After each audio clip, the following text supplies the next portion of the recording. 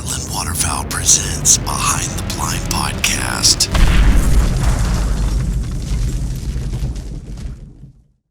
Welcome back. Another episode of Behind the Blind. We're back in North Dakota. It is season 12 of Heartland Waterfowl, and we got a brand new season of this podcast brought to you by our brand new sponsor, Double TT British Kennels out of Emporia, Kansas. I know so many people. We know so many people that have had their dogs trained and bought from Corey over there at Double T. And we've got, of course, you do a lot of work with them, Everett. And then we've got Ben, who came from Double T. Mo has bred some of their dogs there. Anyway, Double TT British Kennels. Check them out online. Hey, guys, we got Joe Palumbo, Everett Adkins, and our big buddy over here. Cody. No, I know. I was just wanting to say hi. Cody Beiswenger. We're up here at his place in North Dakota for the early Canada goose season, and we got so much to get to here on this very first episode. But let's first of all talk about what is happening new in 2024, season 12. We've got some new sponsors. We're going to kind of rattle off some of those, but some of the, probably the biggest one is we got a brand new shotgun sponsor. Joe, how do you feel about shooting Beretta shotguns? I do feel good about it. I've shot a lot of Beretta shotguns over the years. They're tried and true. They're proven. It feels pretty good. They're a good gun. No doubt. Yeah. You shot Berettas for a long time too, haven't you? Actually, we started shooting them recently. Our family was a different brand of shotgun up until a different Italian brand. Oh, really? A different Italian I misunderstood that. I thought your dad had actually shot Berettas for a long time. No, he just bought one a couple years ago. Okay. So was that the influence of Cole? Yeah, Cole and really? Cole and okay. Ty got one too. So we're kind of switching over to that. Well, we're really excited about Beretta being on board. Also, Turtle Box, we're going to be doing more with them in this upcoming season. And we're not real sure to what level that we're going to be doing something with this other one. But I've been introduced to a new brand of beer called Outlaw Beer. And finally. Yeah. After 12 years, we finally got an alcohol sponsor. We got a beer sponsor, yeah. So let's get some more shout out to Derek Helms over there at Outlaw Beer. Again, we don't have all the I's dotted and T's crossed yet, but we're going to be doing something with them in the very near future. And we actually got a little segment with them coming up later on. And the other one, I said 3, but it's actually 4, Dirty Duck Coffee, who has been a partner of ours before. They are back. So our buddies Buck and Jay, Dirty Duck Coffee. Buck. Yeah, buddy. Yeah. So we've got the ducked up question of the episode coming up here in just a little bit. One other thing that we wanted to get Did you say ducked up?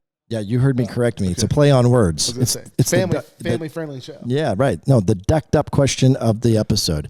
Hey, listen, guys, we just launched a brand new apparel line at heartlandwaterfowl.com. We have been a little stale with our apparel for the last 3 years. We apologize, but we're really excited about this new line of apparel. Some of the stuff that we had before was good, but frankly, we felt like it was overpriced. So now when we have inflation, our prices have actually gone down. All new designs. The garments are great. New hats, shirts, hoodies. And in fact, we're going to be giving away some stuff from the Heartland Waterfowl store later this week while we're up here in North Dakota. More about that in just a little bit.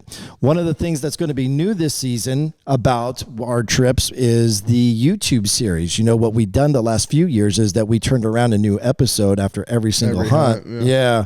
We're going to try to give a little break on DT and Q, and we're actually going to be releasing it in semi-live time. So while we're up here, we're going to be getting back home on Monday, but we're going to be turning around an episode within a week of us getting back.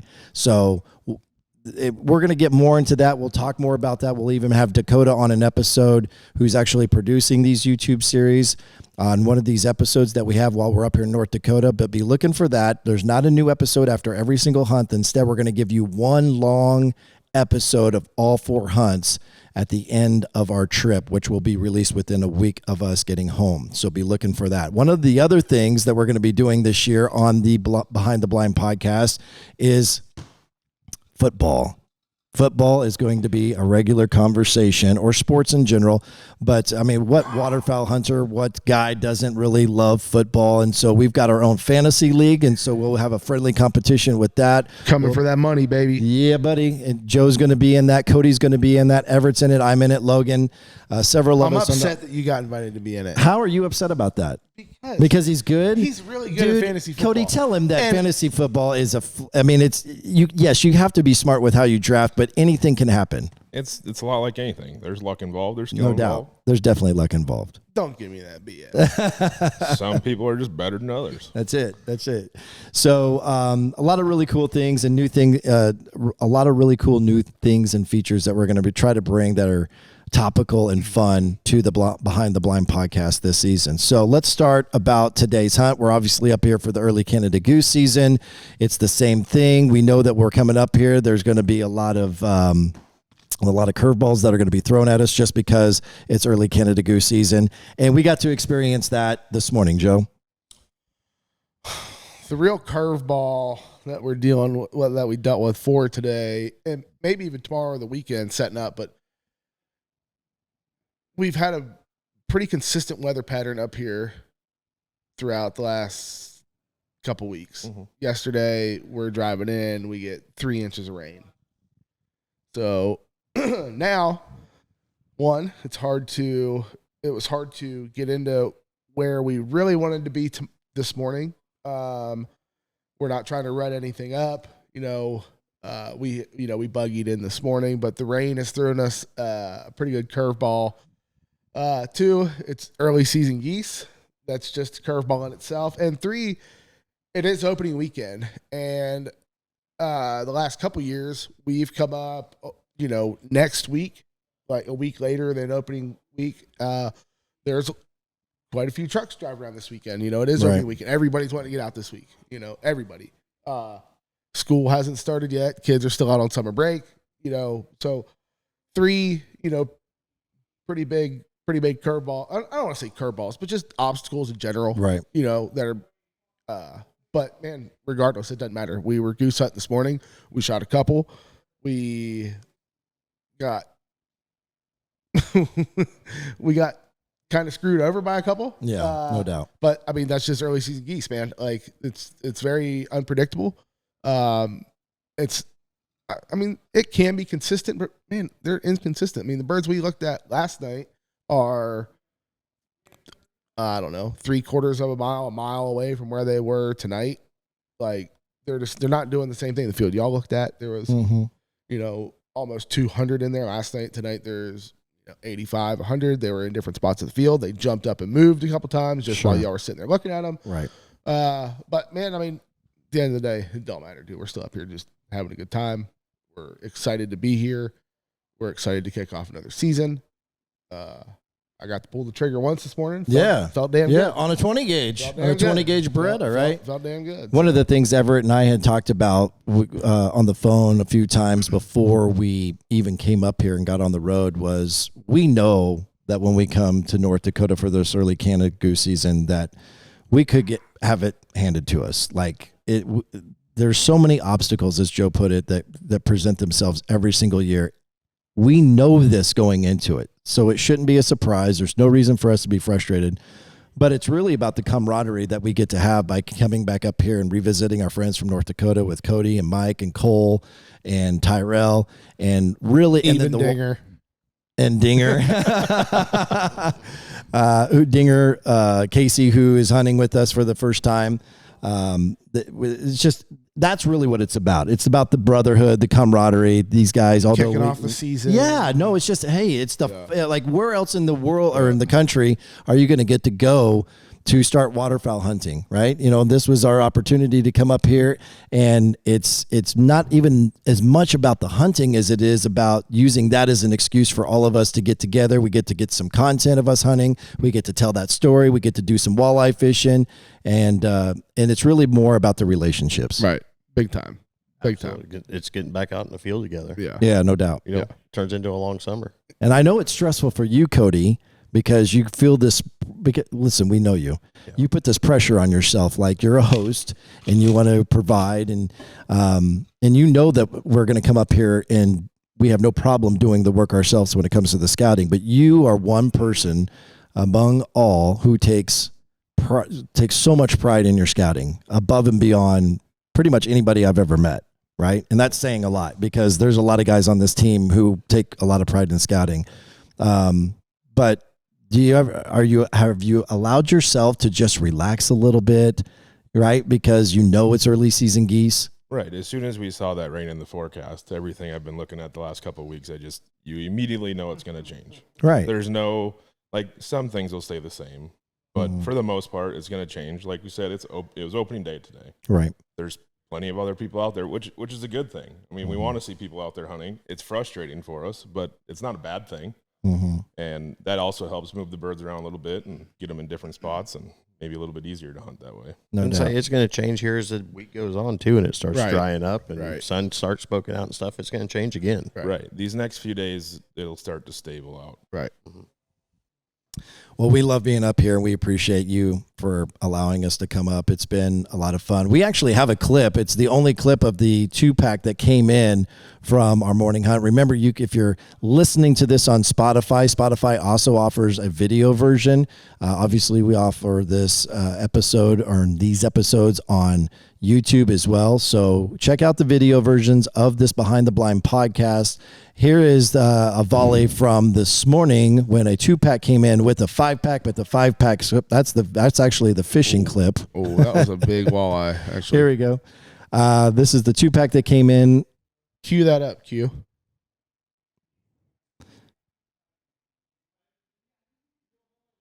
So there's actually 2 birds there, but we're only seeing the one. And there was actually, there's the other one. Oh, it had already landed. All right. So the story behind that was there was actually a pair that came in, and there was a 5-pack that was kind of coming in as well. And Cody was the one calling the shot. And it was a tough decision, but you kind of at the last minute had to read what those other 5 were doing.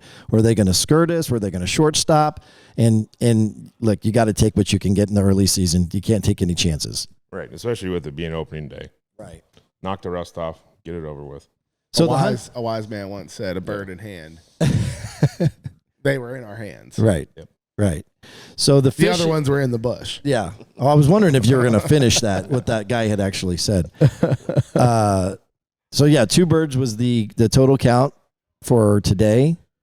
So we came back, regrouped, and decided that we were going to go out on the lake because there was a really good walleye chop, and the fishing had been pretty good until we had gotten here. So we actually had a heck of a day on the lake. Here's a little bit of the footage from us being out on the lake walleye fishing today.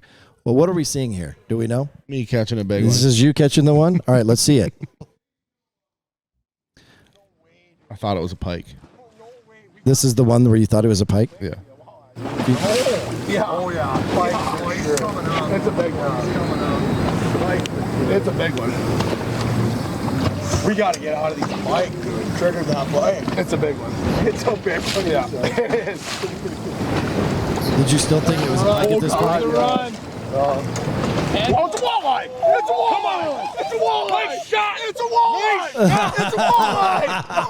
Oh, my God. I was really excited to have I'm fish like, fry. it's a pike. You No really doubt were. about it. What a Walter. What a Walter. Oh, big one. There's another one. God. Yep, there is right there. Why are we? What did you measure that one? We didn't. We put him right in the box. But we did catch. We caught some nice It was ones, a man. big one, the biggest one of the day. I and- think the one Cole actually caught towards the end of the day was the biggest one. We actually put her back. So what did you think it was? Probably 22, 23 inches. Okay. All right. Very respectable walleye for sure. What did you think Cole's was? Cole's was like 23 and a half, 24. That was the biggest one of the day? Yeah. All right. Sweet. And it was like the last one. But yeah, I mean, we had a good chop. We got on him from the get-go. I mean, you definitely, put us right on him. Yeah, It we was landed. funny. We landed right on them. We really did. It was funny. But yeah, I mean, it was a great time. We're definitely gonna have a fish fry tomorrow. This is really why Joe comes to North Dakota for the Yeah, early Canada I mean, goose season. It is don't not for get the me hunting. wrong. Don't get me wrong. I love all the camaraderie and everything you just talked about, but I do love to fish. Joe Are you saying the walleye is a higher priority than the brotherhood and the camaraderie that comes No, with not that? the camaraderie. Maybe the goose hunt, a day or two. But Joe never texts me asking where the geese are at. Let's just put it that way. So how's the bite? How's the walleye bite? I'm always like, "What do you think the walleye are doing?" He goes, "Probably swimming." I'm here for the walleye. Yeah. No, it was good, man. We had a blast. We had a lot of laughs. Cole fell in the lake. It was pretty funny. You almost fell in the I lake. almost fell in. It was rough, dude. You had to have your sea legs No out doubt. there today. What was the wind blowing? It was nautical. It was at one point when I Nautical. looked. I like how at you one put point that when in I there. looked, it was gusting to 27. So Really? I mean, it was getting choppy. That's a chop, dude. There were some rollers out there. That was no walleye chop. That was a walleye whitecap. Yeah, you definitely had to be dedicated. Yeah. But we got them. It was fun. It was definitely worth it. So we're gonna have a fish fry, not tomorrow. Are we gonna do that tomorrow? Tomorrow night. Cody's famous fish fry. All right, cool. We're looking forward to that. I'm Heck yeah. imagining we'll have some footage on that. Do you have any special recipe that comes with your fish fry? Secret. I was going to say, you can't Seriously? tell them, dude. You can't tell them. Is it really a secret? Maybe we'll give it out tomorrow. Oh, a little It's that cliffhanger. Harold Inslee's. I like what you did there. Harold Inslee's. So if you want to learn more about Cody's famous walleye fish fry, then you have to listen to the Behind the Blind podcast that will come out the following day. Stay tuned for the results of the jerky. Yes, as Sam Palumbo said a few years ago. All right, so let's transition. Again, this is the first episode of the season. I got to be honest with you guys. If I'm just truthfully, we've been up since, what time did we get up? 4:45, 3:45, 3:45, right? 3:45. It was 3:45. It is currently about 10:30 right now. We are all dragging ass. We are not at our best at this particular moment, and it's the first podcast of the season. So we're trying to get through this. We're going to have a much better performance tomorrow. But as we continue on, the next thing we want to talk about is the Heartland Waterfowl Early Canada Goose Season Tip of the Day. Was there, and I don't know if it should necessarily be the tip of the day, but maybe the tip towards early Canada goose hunting. We talked about this a little bit last year when we were up here. There's so many different things that we talked about. And I think the one thing, I guess I'm voluntarily starting, is, we can talk about calling, we can talk about decoy placement, we can talk about scouting. Really, the tip of the day for me is don't be so hard on yourself. Don't be frustrated. It is so easy to do if you're a passionate waterfowl hunter and they don't decoy. You don't need to go walking through your spread and trying to change things up. You don't have to be so hard on yourself. They are early Canada geese, the early season Canada geese. I'll say one thing about it is this early season is technically a conservation season for these resident geese. Yeah. I would say that we're doing our job. I mean, it's not what it used to be around here. It's still good. It can be good, but it's not what it was 10 years ago. So that means we've done our job. We've gotten rid of the geese. The local geese. Yeah, for sure. There's still a lot around. Don't get me wrong, but we're definitely making a dent. For sure. Anything outside of that, Joe, that you would add as far as a tip towards early Canada goose hunting? Whenever you think you found the spot where you want to set up in the morning, put your decoys 3/4 of a mile the other end of the field. Okay. No. Because that's where No. they're going to short stop Man, you. it's just funny. I mean, we joke about it every single year. They're going to come out and short stop us, or they're not going to work, or whatever. We know coming into it, and that first group always sets the tone for the morning. Right. It's like if the first group of the day comes off rears and comes right in, that's a big morale boost. All right, we're in the right spot. Mm-hmm. We're gonna get them. But when that first flock comes out and they short stop you by a half a mile, or they fly 700 yards to the south of you and land in the complete opposite end of the field where they have been in the last 4 days, it's a real morale buster. No doubt. You know what I mean? But I mean, just to add on to what you said, just don't beat yourself up, dude. It's technically the first waterfowl season of the year, man. It's just good to get out and knock the rust off, get your stuff organized, couple dry runs, This morning was a great dry run. Yeah. We were set up on time. Yep. There was no issues. Nope. We shot a couple geese. They flew when they were supposed to fly. Right. They didn't catch us off guard. But no, man, just have fun, dude. Just have fun. Just have fun with it. Yeah. There's no sense in beating yourself up on the first day of season. It's going to be a long season, boys. No doubt. There's going to be a lot of days where you don't get them. That's a right. lot. And, dude, we've had years we come up here, we get skunked on opening day. Mm-hmm. I mean, we run the footage, dude. There's multiple years where we didn't fire a shot on opening day, But this morning, we didn't start off with a skunk, and that's a step in the right direction, dude. Yep. You know what I mean? Yeah. Everett, did you have anything that you'd like to add to any of this? I think you boys got her covered. Covered her right up. Yeah. I will say, I gotta squeeze this in here. The world champion goose color that he is, Joe Palumbo, I had to remind him in the blind today that they were early season geese and he didn't have to get so aggressive. I hit him on the comeback call one time a little hard. Yeah. Too early for that shit. Did they come back? No. It's too early in the season to be like busting out November tricks. I'm giving him shit about this, but like he honestly did take it. Like, he was like, you know what, you're right, and then he kind of started moaning off. It ain't December. No, exactly. Right. Hey, and here's the other thing. Like, there's so many people, especially in waterfowl, like there's this competition, I feel like sometimes with social media being what it is, that you start scrolling and you start seeing how people did, and then you start like comparing your success to their success. Let me just say, like, I was scrolling through Instagram after we got back and we had a chance to just kind of kick our legs up and relax. And there were some groups up here that had really good days. And kudos to you guys, man. Let me lift you up and be like, hey, we understand that it's sometimes difficult in the early season, and you were able to get on them and you had a great day. And so if you had a first opening day success, man, kudos to you guys. Good job. You were able to trick them and we weren't, and hopefully we'll have a better day tomorrow. So, all right, moving on as we keep the flow going here on the Behind the Blind podcast, brought to you by Double T British Kennels in Emporia, Kansas. It is time for the ducked up question of the episode, brought to you by Dirty Duck Coffee. If your coffee sucks, it ain't the coffee. The Duck Hunters, the Duck Hunters and HW's preferred coffee in the blind and around the breakfast table after a hunt. We're glad to have Buck and Jay and Dirty Duck Coffee back. The ducked up question of the day, Everett, I'll start with you. If you go on a duck hunt and only get to use, if you get to go on a duck hunt, you either get to use one mojo for your 4 mallards, or you get 3 full body geese to shoot your 3 geese. And your 3 geese, this being if we were hunting in Missouri. So which one do you choose? I would take the 3 full body geese to shoot my 3 geese. Really? Why is that? Yes. Don't know. Don't know. I don't know how to answer that, but riveting reply. Good yeah, answer. It's a bold strategy, Cotton. I feel like the full body geese. Yeah, I don't know. There's a lot of elements that could go into that question, but I thought you were a duck guy. I'm a little disappointed in you right now. I am a duck guy, but I would rather have decoys than just motion.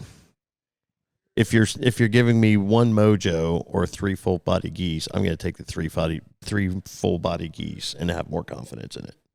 If you're hunting on the X, regardless of your decoys, you think that if you didn't have motion, like what I'm saying is that if you're hunting the X, that having 1 spinner out there is not going to allow you the ability to shoot 4 mallards? No, I'm not saying that at all. You're asking which I would rather do. I would rather take out the 3 full body geese because I believe. I know, but you're saying you would like to set up more decoys. What difference does it matter if you're hunting the X? I'm not saying more decoys. I'm saying I would go out with 3 duck floaters. Okay, so it's just your peace of mind of having numbers over Yeah. motion. Gotcha. Yes, numbers over kind of. Anyways, Cody, what is your reply? You get to go hunt. Your choice is 1 mojo for 4 mallards or 3 full body goose decoys for 3 geese. I'm taking the mojo. Really? And your reason? Well, you saw how many geese we killed today. I think I'd just rather go duck hunting. Joe? Give me the mojo. Me too. Me No too. doubt about it. Me too. It's if the you're killingest decoy of all time. right, no doubt. There's no doubt about it. Especially like in the early season, like if they see that There's a mojo, lot of days where I feel like if we just went out and put 1 mojo in a wheat field up here, you could kill 50 mallards. And there's going to be the people that say, ducks are easier to hunt, blah, blah, blah. But I mean, it's 6 one way, half a dozen another. Exactly. Right. You know, but I mean, based on this question and the information I'm given, give me a mojo and a fully charged battery, baby.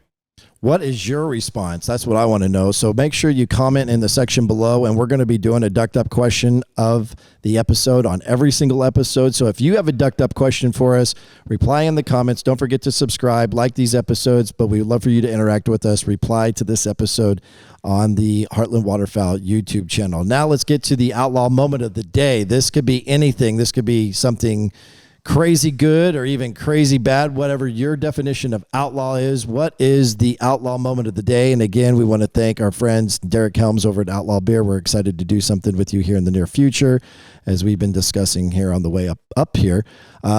Cody, I'll give you a second, but if you think about everything that has happened through this day, everything, what is the outlaw moment of the day?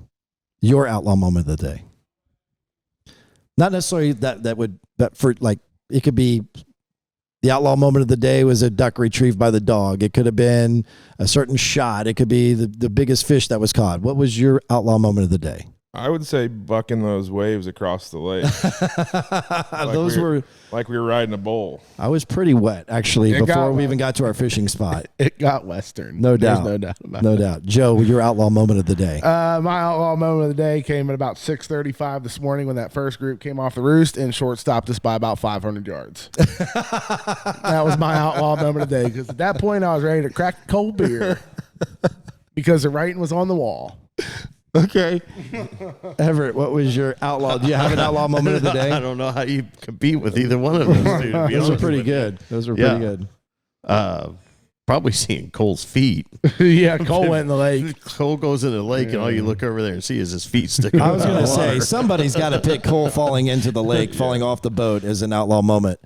My outlaw moment of the day was when we were at the end of the hunt and we're looking out the front of the blinds, and then we gradually turned around and we saw Cody sprawled out on the ground as he was posing like in an Olin Mills picture with his head all propped up, like he was, what'd you say? Like he was propped up on a beach for a swimsuit issue or something? Sports Center swimsuit issue.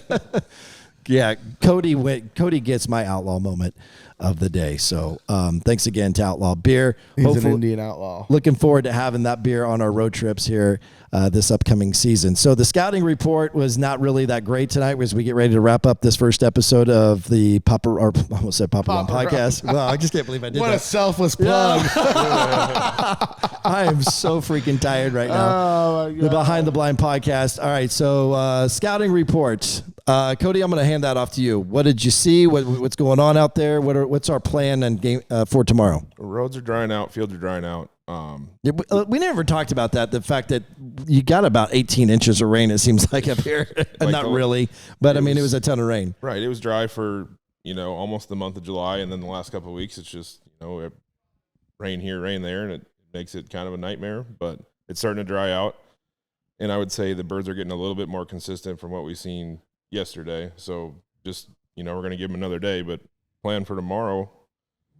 Since it didn't work out so good today, we're going to change it up a little bit and hunt some water in the morning. Go hunt a little loaf. Little loaf pond. Hey, the last time we did that was one of the best single individual early Canada goose season hunts we've ever had. Right. And it's definitely a feast or famine deal. I mean, Yeah, it's all or nothing. there's a potential we might not see one, but they've been using this for over a week. Consistently. They were in there when we at 10 o'clock this morning. Correct. Right. So what's let me ask this then, because I haven't seen it and I haven't had a chance to talk to you about it outside of this. What is your thoughts on, aside from the fact that they're early season geese, what's your reasoning or concern on why they may not be there tomorrow? I really don't. I'm fairly confident that they will. You said it's all or nothing. So Right. I'm just saying you never know. because they're Which is- early season geese? Correct. And, maybe it's the one day they all get up out of the field and just go back to their roost. Yeah. It could happen. Sure. It's possible.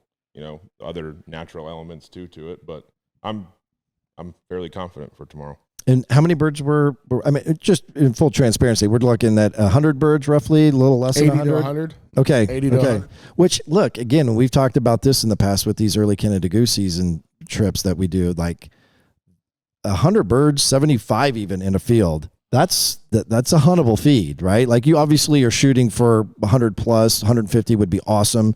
But, we're not going to, if we can't find anything better, 75, we'll take that. Oh, especially on a vulnerable little, Right. Little loaf where they're definitely least expecting it. You know what I mean? Like, to me, a lot of other factors go in more so than numbers, location. yeah. Are they comfortable? Have they been in there a Vulnerability. while? Where they're coming from, wind, all that How stuff. far are they coming from their They're coming from a couple different directions. So I think we could have a chance for some water to water right away in the morning. We're gonna be there right away. Yeah. Okay. Waiting on them, and because you never know, they got to come over us to get to where they're feeding. Yeah. Sure. So we might stop them and get them right away. Nice. I mean, they've been using it, so they see geese on there. I mean, it's a place that they've been consistently using, but at the Correct. same time, it's also a traffic spot. I mean, because we're going to be right between the roost and where they're wanting to feed for the most part. Yeah. So, I mean, at the same time, it's something that they have been using, but it's in a really good trafficable, if that's a word, trafficable spot. Just because High traffic area. just because of the fact that we're going to be between the roost and where they're wanting to feed. So they're going to have to come by us twice at some point tomorrow. Surely we'll get them one of them times. Man, no doubt. So, I was also, again, wrapping up just to kind of give the folks listening an idea of what we're looking at, say this year versus last year. Like, it's not that there's actually more birds here that I've seen significantly. There's geese around. There is significantly more geese. There's geese around here than there was last year. The hatch was great. There's fields that not all the fields are cut, but there's a good number of fields that are cut. The stars were aligned actually perfect until the rain came and screwed up their patterns. Yeah. So there's not a lot of big feeds. They're usually in that 75 to 100 range, what I've seen here and there. There's a lot of options in that area. Then it's just a matter of whether you get permission or if the field's posted or unposted. And so we've got options for us for the next 3 days that we're here. We're excited about this. Picking the right one. Picking the right one. Yeah, exactly. Gambling. And so we're going to put our chips in with a loaf hunt for tomorrow. And looking forward to that. As we wrap up this episode, again, we're going to be giving away a Heartland Waterfowl swag pack. Again, this is an opportunity for us to promote the brand new Heartland Waterfowl. New swag. Hey, actually, Joe's got a brand new Heartland Waterfowl t-shirt. He's got the brand new Heartland Waterfowl hat. I have a brand new Heartland Waterfowl hat on. Everett has a brand new Heartland Waterfowl hat on. I got the same shirt underneath this. I guess I was looking at what else we have, but there's some really cool designs on there. And I have to mention the design of the month. That is something new that comes to the Heartland Waterfowl online store. Every month we're coming out with a brand new design. You should go check out the design that we have now. It's available through the end of August. And then September 1st, we're coming out with a new design. All of these are limited runs. So if you see them, you like them, you got to get them because once they're gone, they're gone. So go check it out. Heartlandwaterfowl.com. Click on the store. We hope that you love what you see there. Make sure that you're subscribed and you're liking our content and you comment on this video and the hunt video that we will have at the end of this trip. We will be drawing a winner to whoever's going to get that swag pack. So for Everett Adkins, Cody Beiswenger, and Joe Palumbo, I'm Ronnie Philips. That wraps up our very first episode of the Behind the Blind podcast from North Dakota here for season 12 of Heartland Waterfowl. Thanks so much for listening. We'll be back tomorrow. We're back. I'm going to bed. I am so damn tired. We need to get the microphone stands back. Producers, we need microphone stands. I feel awkward. My hand fell asleep. We just got 2 thumbs up. I feel awkward, dude. Dakota just gave us 2 thumbs up for the microphone stands. That's right. I want to go do karaoke. All right, I'm going to bed.